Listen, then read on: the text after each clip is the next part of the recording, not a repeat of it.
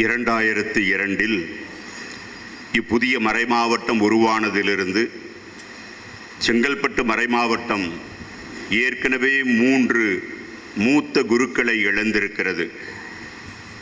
அருட்பணி ஏ. புஷ்பமடிகளார், அருட்பணி GM Joseph அடிகளார் மற்றும் அருட்பணி P. Rayanna அடிகளார். 2012 October 18 நம் மறைமாவட்டத்தை மிகப்பெரிய சோகம் மீளா துயரத்தில் ஆழ்த்தியது. 14 ஆண்டுகளே குருத்துவ வாழ்வு வாழ்ந்த அருட்பணி ஐ. தேவன்பு அவர்கள் அறுவை சிகிச்சையின் போதே மரணமடைந்தார்.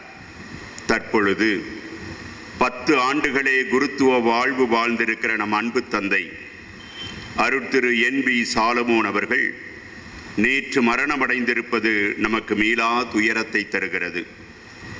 புரிந்து கொள்ள கடினமாயிருக்கிறது, ஏற்றுக்கொள்ள முடியவில்லை. ஏன் இப்படி, எதற்கு இவருக்கு, ஏன் இவ்வளவு சீக்கிரம் என்று பல நூறு கேள்விகள் மனதை துளைக்கிறது. விளக்கங்கள் எதுவும் விடையாவதில்லை. விசுவாசம் மட்டுமே விடையாகிறது.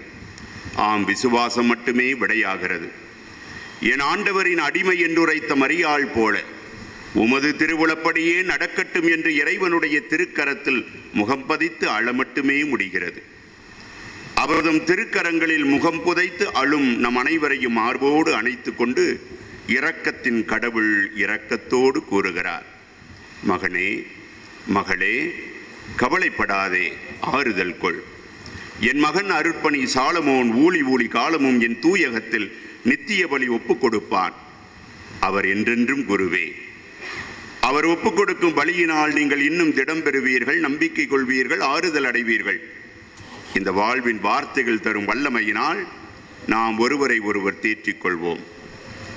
அருட்பணியாளர் சாலமோன் அவர்கள் நல்ல உத்தம அருட்பணியாளர்.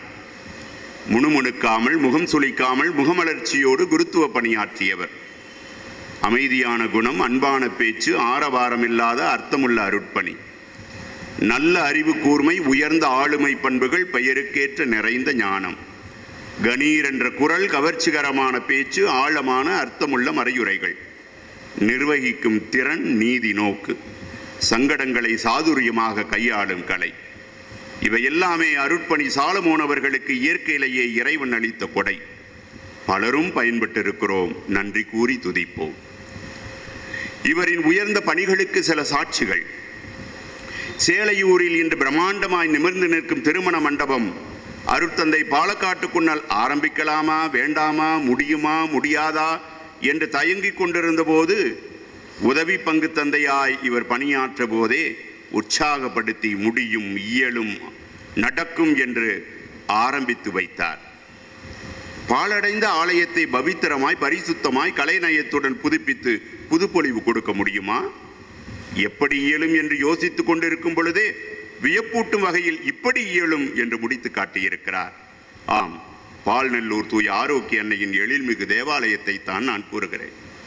குரோம்பேட்டை இன்று காஞ்சிபுரம் மாவட்டத்துக்கு தீநகர்.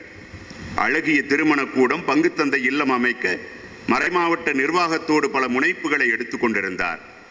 நிச்சயம் நிறைவேறும். காரணம், இனி இடைவிடாது மன்றாடப் போகிறார்.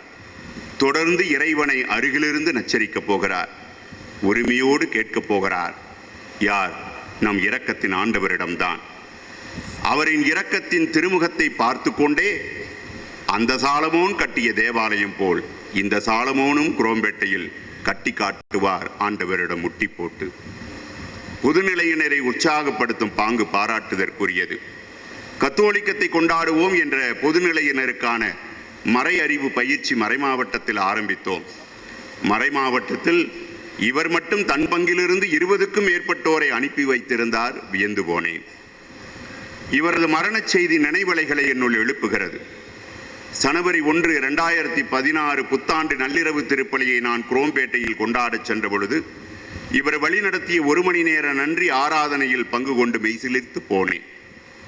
கடந்த ஏப்ரல் 13ஆம் தேதி குரோம்பேட்டை அமல அன்னை திருவிழாவின் கொடியேற்றும் போது எனக்கு அருகில் இருந்தார் சாலமோன். ஆர்வ மிகுதியால் சிலர் கொடி கயிறை இழுக்க கொடி கீழிறங்க ஆரம்பித்தது. அம்மா என்று அதிர்ந்தார். கீழே விழாமல் கொடி தாங்கி பிடிக்கப்பட்டது. அன்று அம்மா என்று அதிர்ந்தவர் இன்று அம்மா என்று வியந்து அந்த அன்னை அரசியானதின் விழாவிலே பெருமகிழ்ச்சியோடு மகிழ்ந்து கொண்டாடி கொண்டிருக்கிறார். 15/5/1974 ஆரன் கண்டிகை பங்கு அமல அன்னை பங்கிலே இவர் பிறந்து வாழ்ந்தார். இன்று குரோம்பேட்டையிலும் அதே அமல அன்னை பங்கிலே தூய திருப்பலி நிறைவேற்றி நன்மரணம் அடைந்திருக்கிறார்.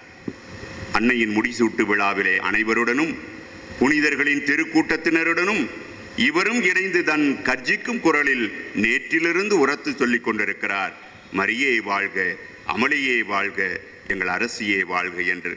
எங்கே நாமும் முழங்குவோம். மரியே வாழ்க, அமளியே வாழ்க, எங்கள் அரசியே வாழ்க. இந்த புனித குருவுக்கு செங்கல்பட்டு மறைமாவட்டம் தனது இதய நன்றியையும் ஜபங்களையும் உரித்தாக்குகிறது.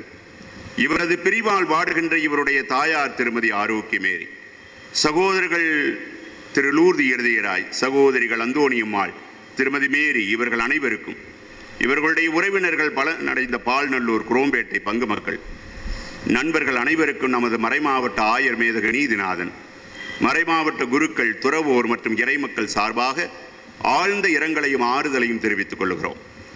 இறுதியாக இந்த நம் சகோதரரின் ஆண்மை இலைப்பாற்றி திருப்பலியிலும் நல்லடக்க சடங்கிலும் பங்கு கொண்டு ஜபித்து நம் மறைமாவட்டத்திற்கும் அருட்தந்தையின் குடும்பத்தாருக்கும் ஆறுதல் வழங்க வந்திருக்கிற நமது சென்னை மயிலை உயர்மறை மாவட்ட முன்னாள் பேராயர் மேதகு ஏஎம் சின்னப்பா அவர்களுக்கும், தருமபுரி மறைமாவட்ட ஆயர் மேதகு லாரன்ஸ் பாயஸ் அவர்களுக்கும், சென்னை மயிலை உயர்மறை மாவட்டத்தின் ஆயரின் பொது பதில் குருக்கள் அருட்திரு எஸ்.ஜே. அந்தோணி சுவாமி, அருட்திரு அருள்ராஜ் அவர்களுக்கும் மற்றும் அனைத்து பணிகளையும் முன்னின்று அன்புடன் செய்த நமது மறைமாவட்டத்தின் அனைத்து குருக்களுக்கும், குறிப்பாக ஆயரின் ஆலோசகர் குழு மற்றும் மறைவட்ட முதன்மை தந்தையர்களுக்கும், சிறப்பான ஒத்துழைப்பு நல்கிய குரோம்பேட்டை பங்கு மக்கள் மற்றும் குரோம்பேட்டை பாத்திமா அருட்கண்ணியர்களுக்கும் ஆயரின் சார்பாக எனது அன்பு கலந்த நன்றியை தெரிவித்துக் கொள்கிறேன்.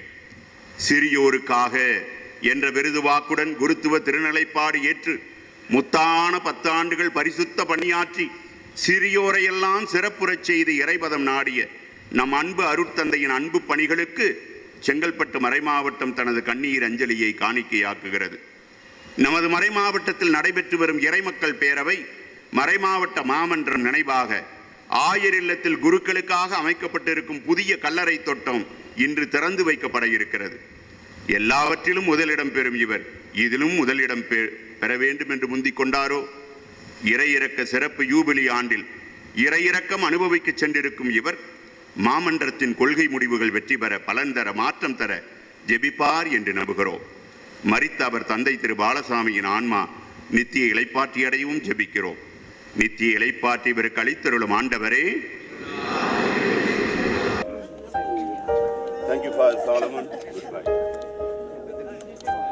ஆயருடைய சார்பில் மறை மாவட்டத்தின் சார்பில்